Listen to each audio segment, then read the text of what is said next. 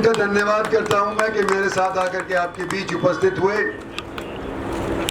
और आपसे गुहार लगाई है कि जिस पार्टी का मैं कैंडिडेट हूं उस पार्टी को 2 बार आप लोगों ने मिलकर के जिताया है और भारतवर्ष के अंदर 10 साल इस पार्टी का शासन आप लोगों ने देखा है।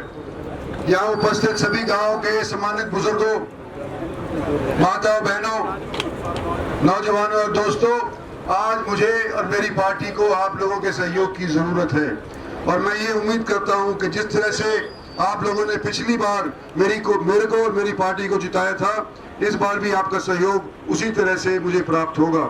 और जब हम आपसे वोट मांग रहे हैं तो आपको ये कहना चाहते हैं कि हम एक संकल्प लेकर के चले हैं कि हमारा देश आने वाले 25 साल के अंदर, जब आज़ादी के 100 साल तय हो जाएंगे, अंग्रेजों से हमारे को जब मुक्ति मिल चुकी थी, उसके 100 साल जब तय हो जाएंगे तो हम और आप ऐसे आज़ाद भारत के अंदर सांस लें जो विश्व कहेगा कि ये भारत विकसित है। और विकसित भारत बनाने के लिए हमारे को इंफ्रास्ट्रक्चर की जरूरत होती है। एक बार एक अमेरिकन राष्ट्रपति से एक बाहर के मुल्क के प्रधानमंत्री ने पूछा कि भाई आप देखो कितने समृद्ध हो और आप समृद्ध हो इसलिए आपकी सड़कें अच्छी हैं। तो जवाब राष्ट्रपति अमेरिका का ये हुआ कि अमेरिका समृद्ध इसलिए है कि हमने पहले रोड्स बनाए, हमने पहले रेल रोड्स बनाए, हमने रेल चलाई, गाड़ियां के लिए हमने यातायात के लिए बंदोबस्त किया, जब जाकर के अमेरिका समृद्ध हुआ है। अमेरिका के पास पैसा आया है, बाद में आया है, पहले इंफ्रास्ट्रक्चर खड़ा किया गया है। आज आपसे कहता हूं कि हमने पिछले 7-8 साल भारत के अंदर इंफ्रास्ट्रक्चर खड़े करने के लिए पूरे प्रयास किए हैं। और 7-8 साल यूं कह रहा हूं मैं कि हालांकि आप लोगों ने चुन करके तो भेजा था हमारे को 10 साल के लिए, लेकिन 3 साल कोविड की वजह से हमने गंवा दिए। ये 3 साल को निकाल करके 7 साल के अंदर जो इंफ्रास्ट्रक्चर हमारे इस क्षेत्र के अंदर किया गया है उसका मैं जिक्र करना चाहता हूँ। वैसे तो सब जगह हुआ है, लेकिन आपके यहाँ पर जो रोजमर्रा का सिलसिला है वो आप अपनी नजरों से भी साबित कर सकते हैं। उसका सबूत आपके सामने, उसका परिणाम आपके सामने है। एक तो जो हमारा KMP है जिससे मैं अभी चल करके आया हूँ, बिलासपुर चौक के ऊपर एक ओवरब्रिज बन रहा है, तो थोड़ा देर हो गया, जाम के अंदर फंस गया। लेकिन ये KMP के साथ साथ हमने एक ऑर्बिटल रेल कॉरिडोर स्थापित करने की योजना बनाई है।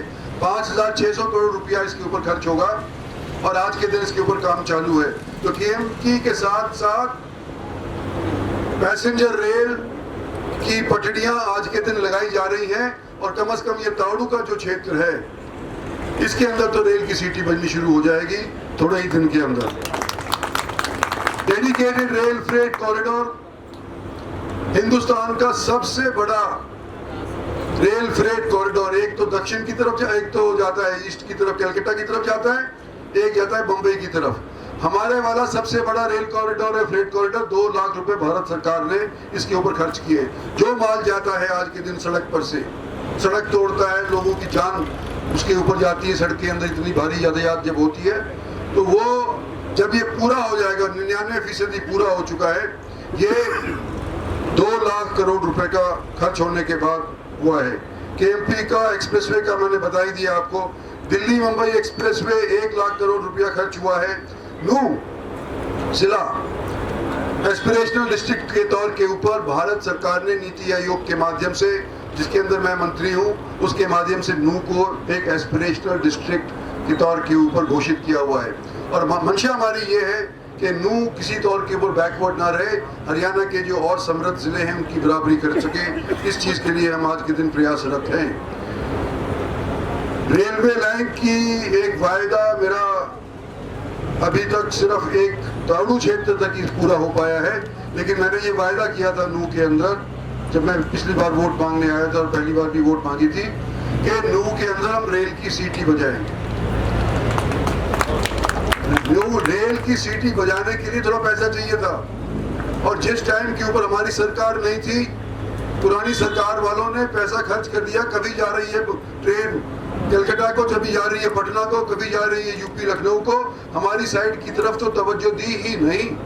और हमारी सरकार ने दोनों को मिलवा कर दिया, यानी कि यूनियन बजट को और रेल बजट को दोनों को मिलवा कर दिया। और मैं ये खुशी के साथ ये कह सकता हूँ कि पिछले साल हमने प्रावधान रख लिया कि नूह को, फिरोजपुर झिरका को, पुनाना को और अलवर तक जाने के लिए हमने गुड़गांव से ट्रेन की योजना बना दी है और इन 5 वर्षों के अंदर इसको पूरा करेंगे।